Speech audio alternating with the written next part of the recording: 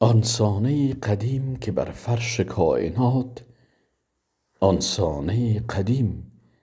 بر فرش کائنات چندین هزار صورت الوان نگار کرد. ترکیب آسمان و طلوع ستارگان از بهر عبرت نظر هوشیار کرد. بحر آفرید و بر و درختان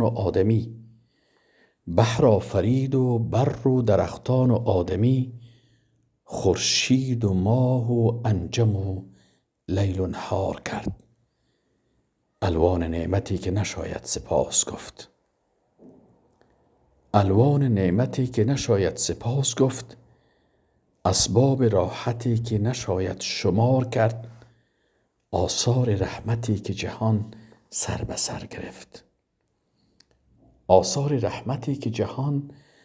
سر گرفت، احمال منتی که فلک زیر بار کرد.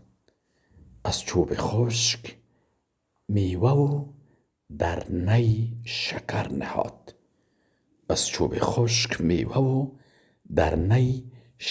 نهاد، وز قطره دانه ای درر شاهوار کرد.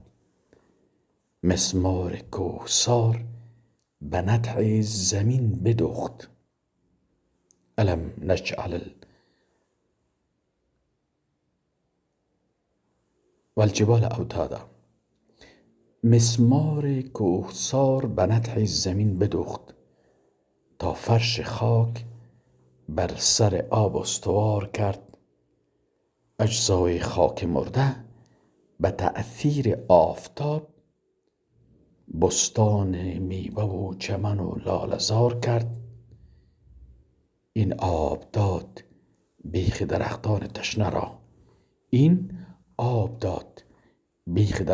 تشنه را، شاخ برهنه پیرهن نوبهار کرد. چندین هزار منظر زیبا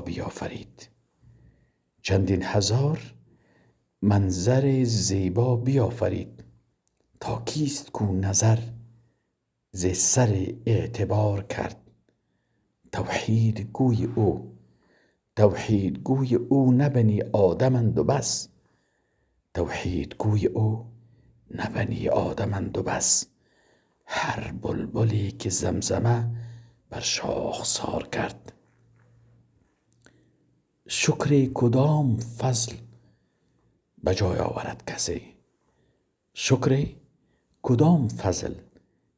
آورد کسی، حیران بماند هر که در این افتکار کرد. گویی کدام روح که در کالبد دمید، یا عقل ارجمند که با روح یار کرد. لال است در دهان بلاغت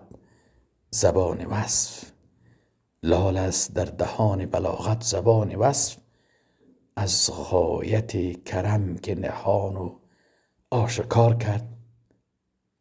سر چیست تا به طاعت او بر زمین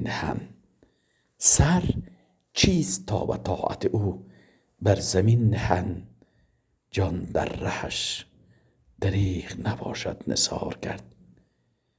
بخشنده که سابقه فضل و رحمتش ما را به حسن عاقبت امیدوار کرد. پرهیزگار باش که دادار آسمان فردوس جای مردم پرهیزگار کرد. پرهیزگار باش که خالق آسمان فردوس جای مردم پرهیزگار کرد. نابرده رنج گنج میسر نمی شود. مزد آن گرفت جان برادر که کار کرد. هر کو عمل نکرد و عنایت امید داشت، دانه نکاشت ابله و دخل انتظار کرد. دنیا که جسر آخرتش خواند مصطفی، جای نشست نیست بباید گذار کرد. دارالقرار خانه جاوید آدمی است. دارالقرار یعنی جنت، دارالقرار خانه جاوید آدمی است. این جای رفتن است و نشاید قرار کرد. چند استخوان که هاون دوران روزگار، چند استخوان که هاون دوران روزگار، خوردش چنان بکوفت که خاکش غبار کرد. چند استخوان که هاون دوران روزگار، خوردش چنان بکوفت که خاکش غبار کرد. ظالم بمرد و قاعده زشت از او بماند. عادل برفت و نام نیکو اختیار کرد. ظالم بمرد و قاعده زشت از او بماند. عادل برفت و نام نیکو اختیار کرد.